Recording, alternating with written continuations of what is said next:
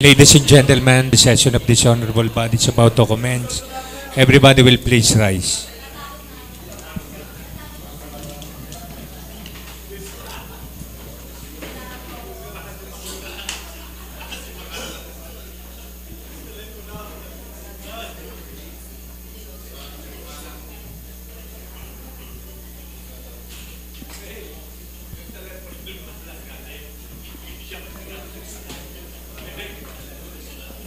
As elected Vice Mayor and Presiding Officer, the 7th regular session for 2019 is now called to order.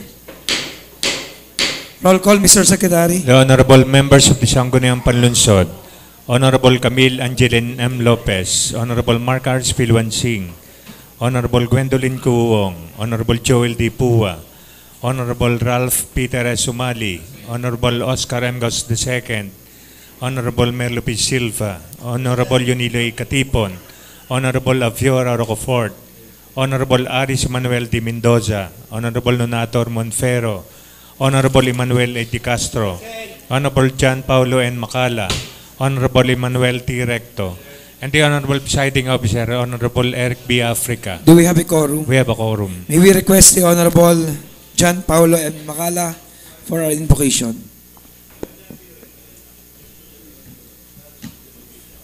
Let us all remember that we are in the most holy presence of God. In the name of the Father, Son, the Holy Spirit. Amen. Dear Lord, as we are gathered here today, we thank you. We seek blessings on the task before us. Bless our efforts with clear insight, our deliberations with wisdom, our work with clarity and accuracy, and our decisions with impartiality. This we ask through Jesus Christ. Amen.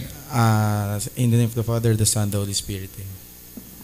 May we likewise request the Honorable Macala to lead the singing of our national anthem.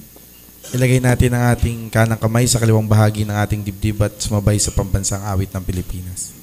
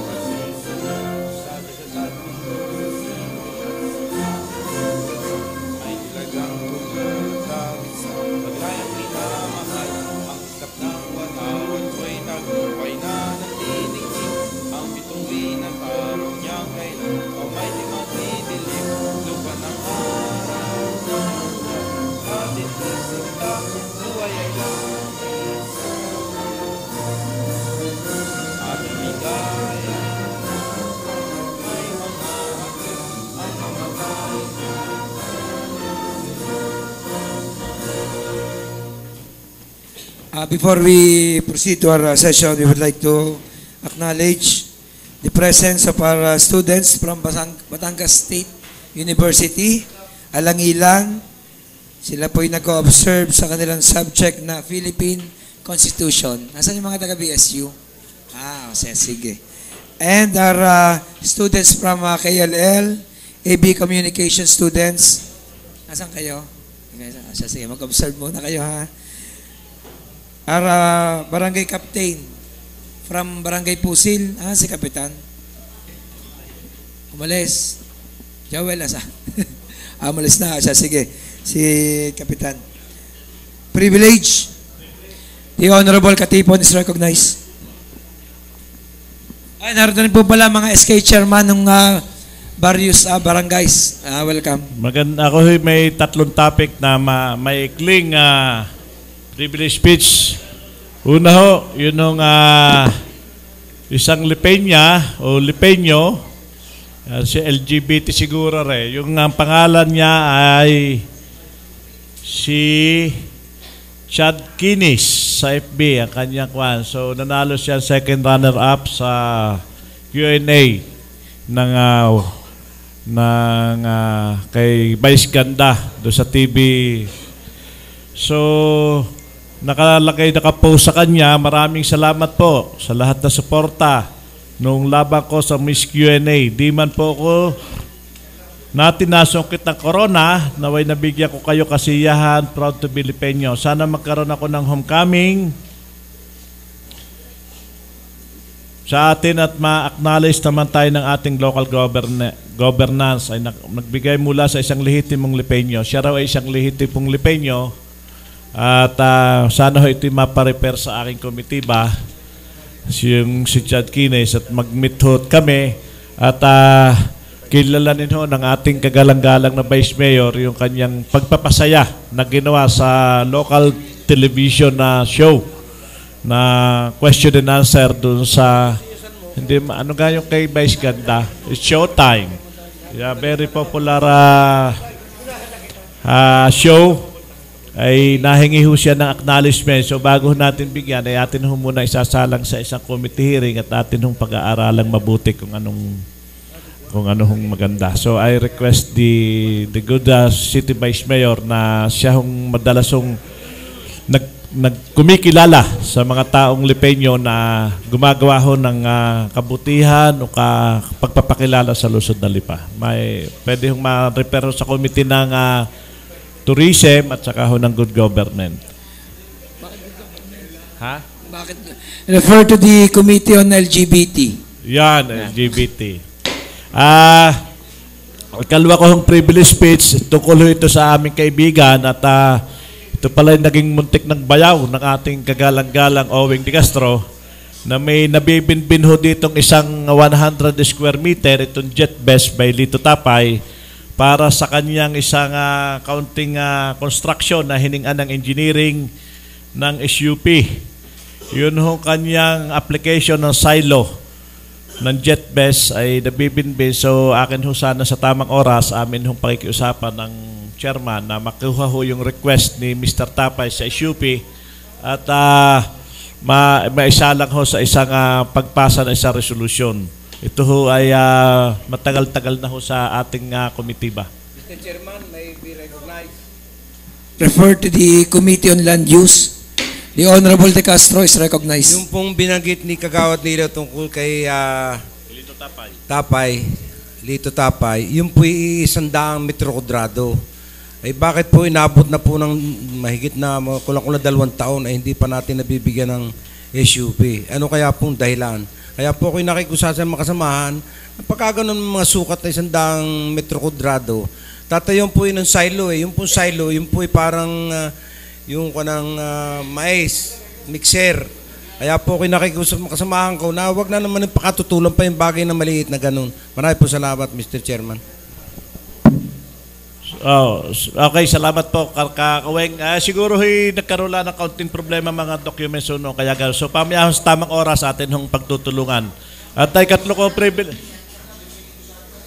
Hindi ko alam nga kaya ititrace po natin. So ay katlo ko pong privilege speech. Ito hihingin ko ulit ang go signal ng ating Vice Mayor. Iimbestigahan ko ho ang Ospital ng Lipa between the department head and the fund coming from the PhilHealth ano nga tawag doon Sir Maika, yung nakukuha natin sa PhilHealth nga, yung remittance, yung galing PhilHealth. So yun yung mga doktor ay nagsipunta ho sa akin, ilang doktor, at sinatanong nila yung kanilang counting parang percentage from PhilHealth na nire-remit ho dito sa atin sa Treasury. Yun naman yung Treasury ay binigyan naman ho ng mga doktor, yung si Dr. Galit or LC ng power of attorney para ma-withdraw. Ngayon pagdarating daw sa kanila sobre kulang. So ito yung isang malaking issue about anti-graft corruption. So kung willing na ito ay imbestigahan, Mr. Chairman. Ma-refer ito sa aking committee.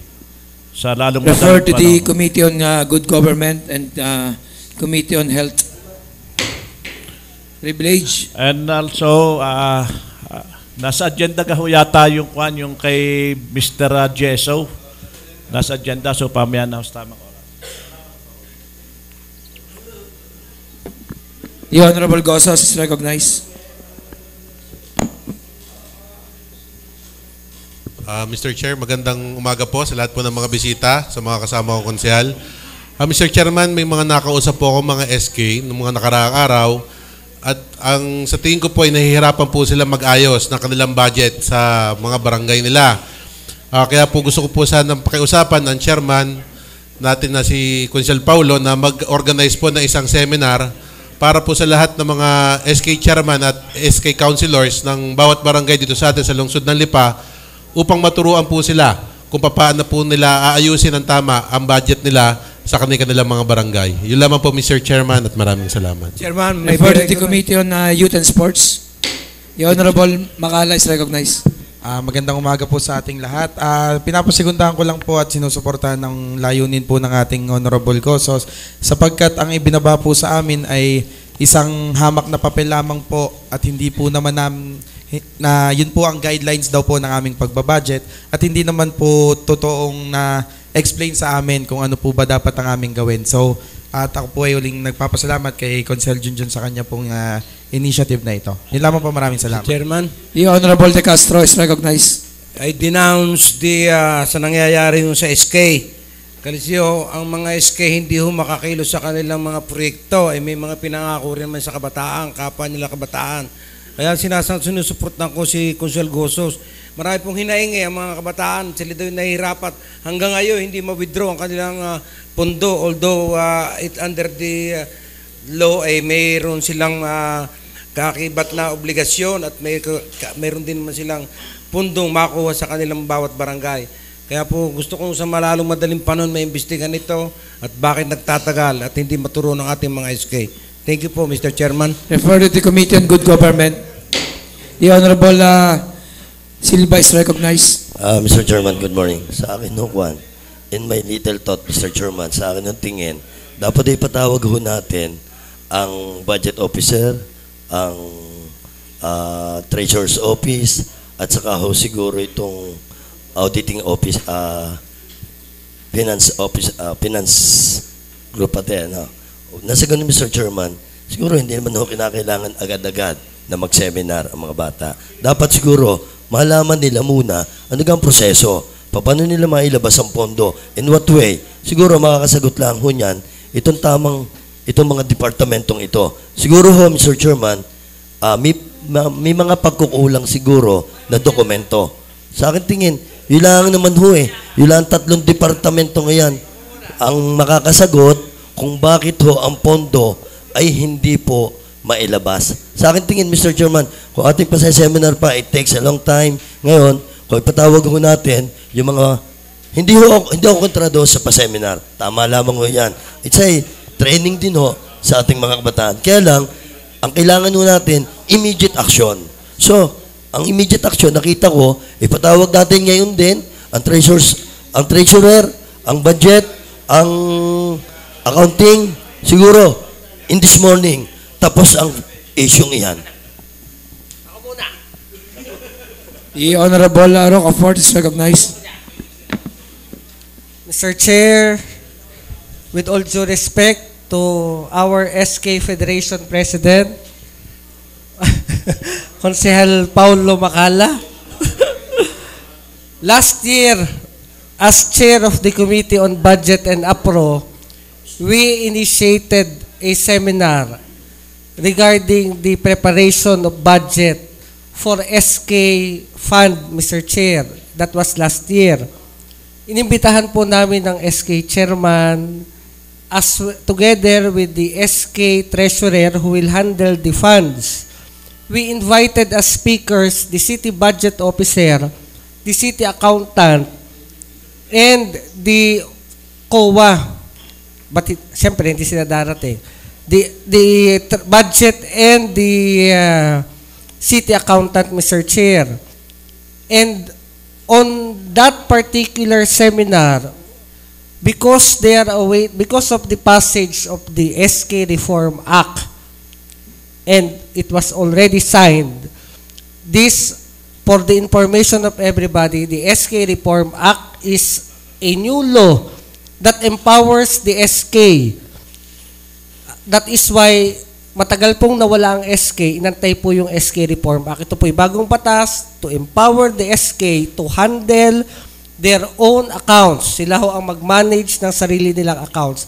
But, ang naging problema ho rito, Mr. Chairman, is on that SK Reform Act, there was a provision that SK should have their own secretary and their own treasurer.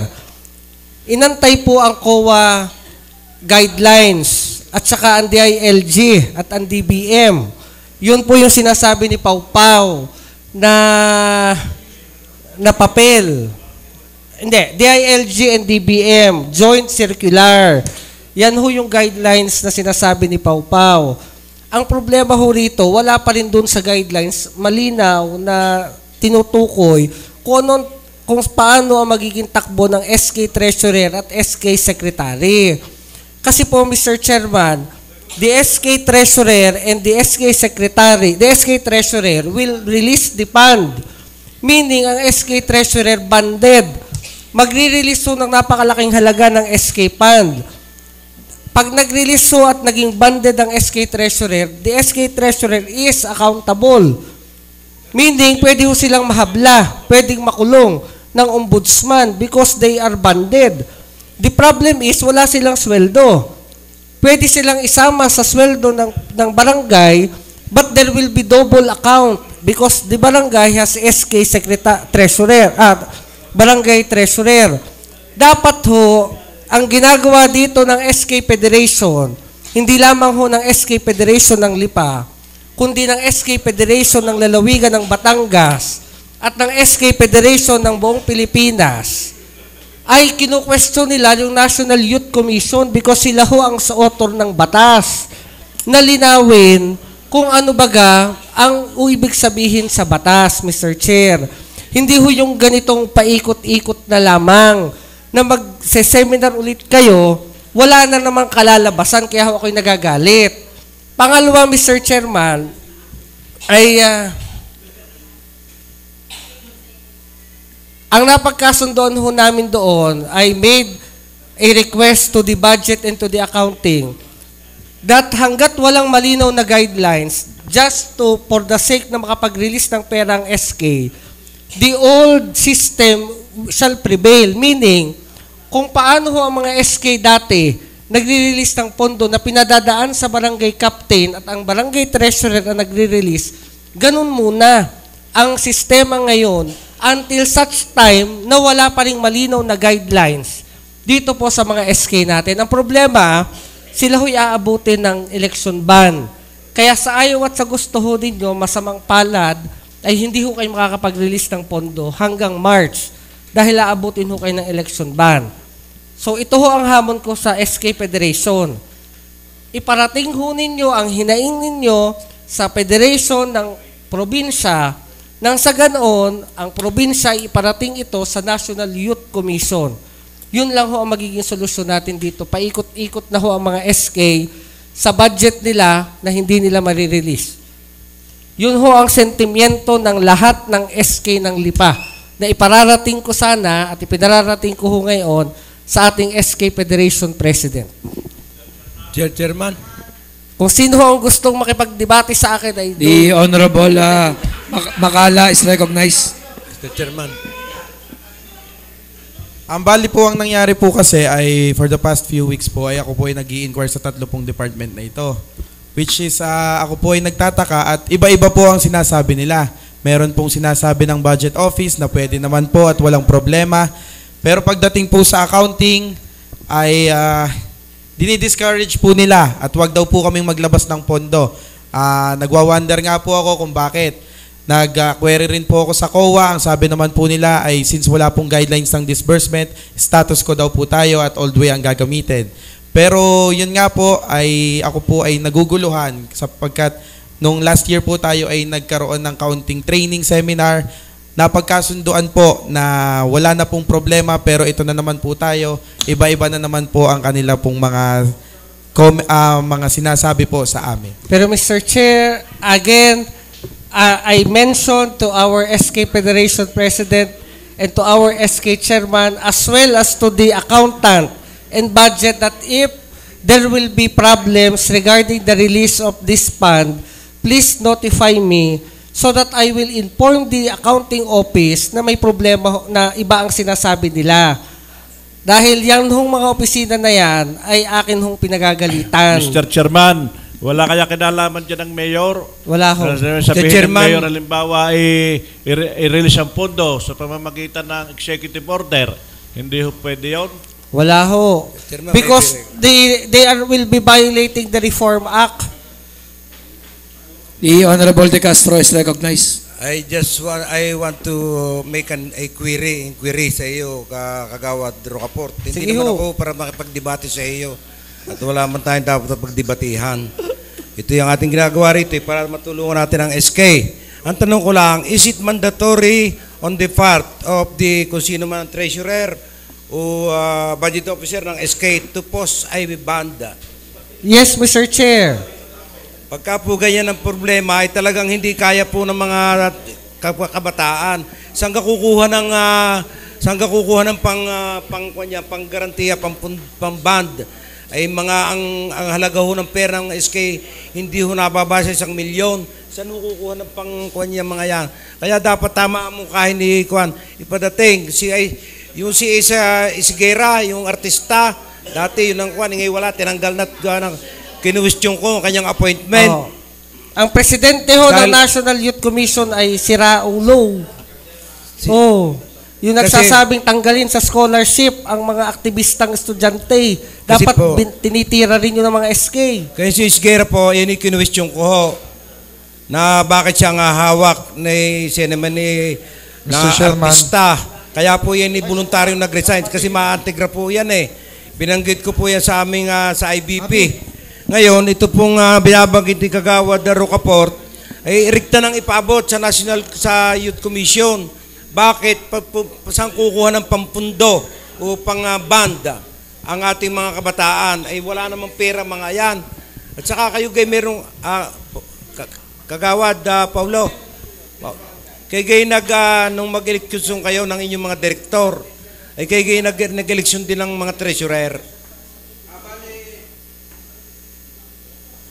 Conselo Weng, ito po ay SK Treasurer po ito ng kanya-kanyang barangay. Hindi po ito... wala sa kabuuan. Meron po ang kabuuan ng federation, pero ang atin pong pinagdidiskusyonan ngayon ay ang budget po ng barangay. Oo nga, ang ibig ko sabihin nga, kayo treasurer. Di ang gawin ninyo, payo ko sa iyo, Kagawad, ako hindi nangunguna. Hindi porque ako yung abogado, mas marunong ko sa iyo. Sulatan mo Youth Commission, sabihin niyo bakit niyo pinipirsa ng aming mga kabataan magpundo. Ay wala namang perang pagkukunan yan. Magalit na kayo, murahin ninyo. At ako nasa likod ninyo. Apo, Mr. Presiding Officer. The Honorable Mendoza is Yes, recognized. this matter was already referred naman po sa atin pong komitiba.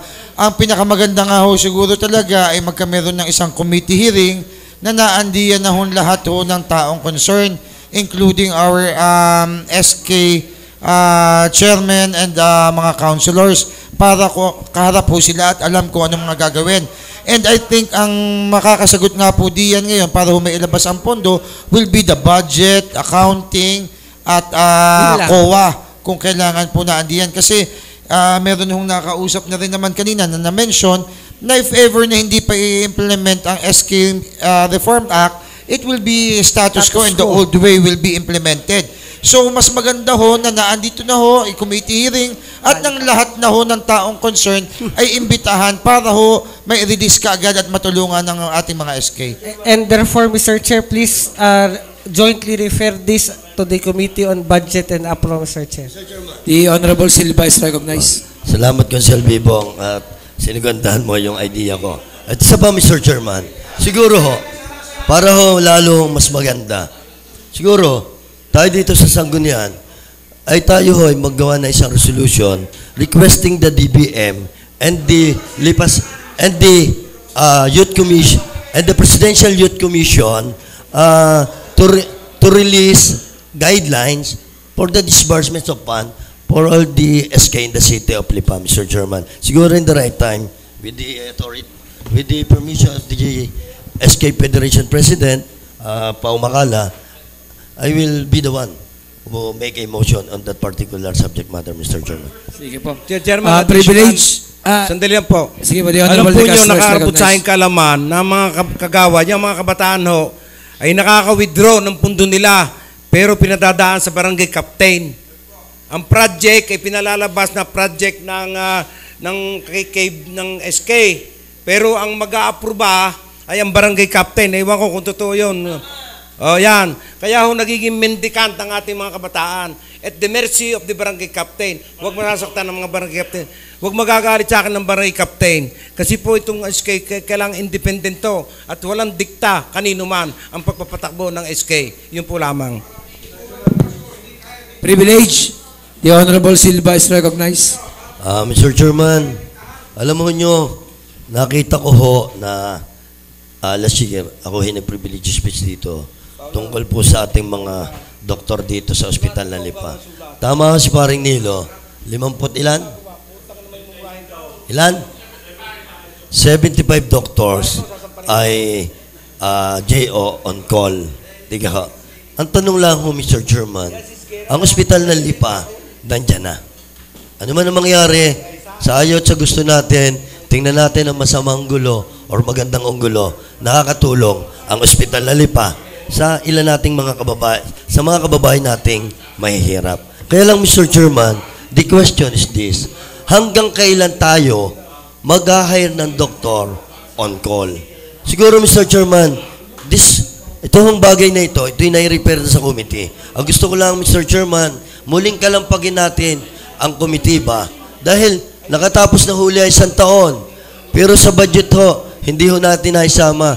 Na idea is this, Mr. Chairman, hanggang kailan tayo mag-hire ng mga doktor na yan? Paano, Mr. Chairman?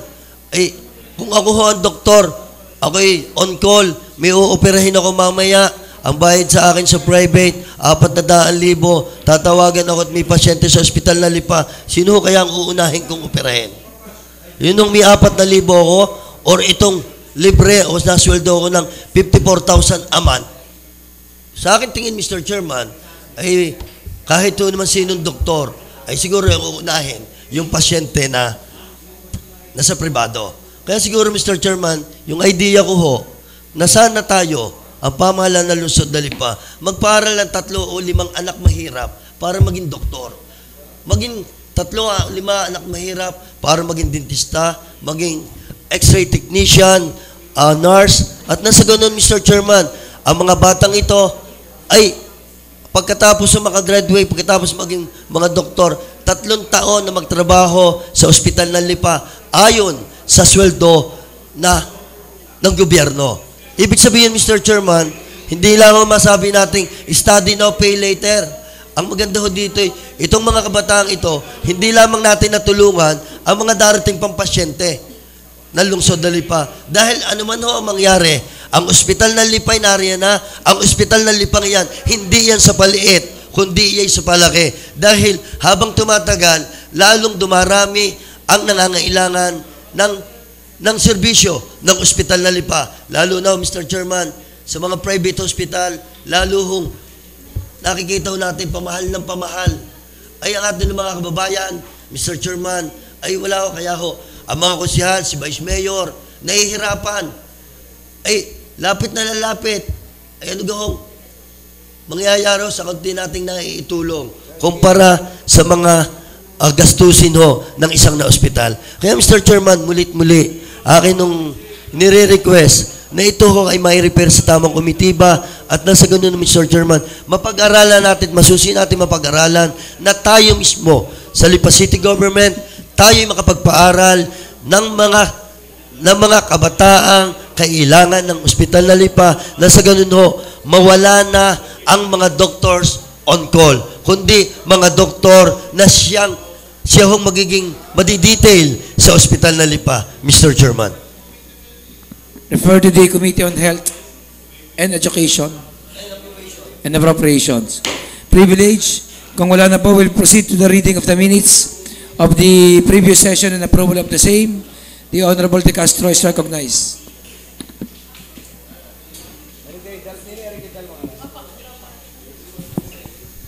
Relative to the minutes of the February 19 and February 20th regular session, I move that we dispense with the reading of the same and that the same be considered as approved. Duly seconded by the Honorable Silva and Rocafort. Objection? The Chair hears none. The motion is approved. Committee reports. Proposed ordinances and resolutions for second reading. The Honorable Gozos is recognized.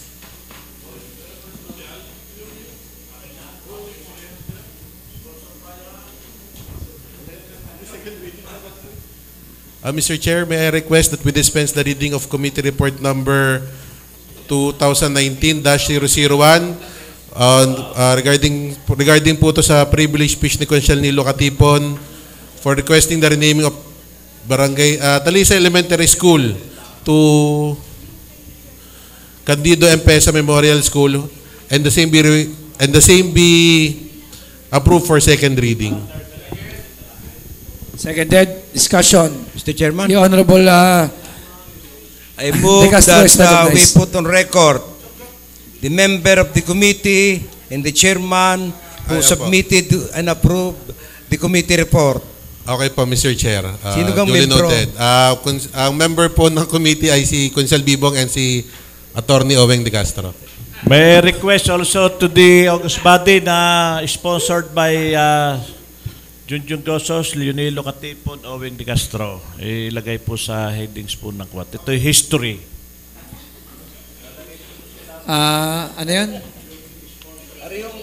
Sige po. Any other objection? The chair hears none. The motion is approved. Resolutions and ordinances for third and final reading. The Honorable Gozos is recognized.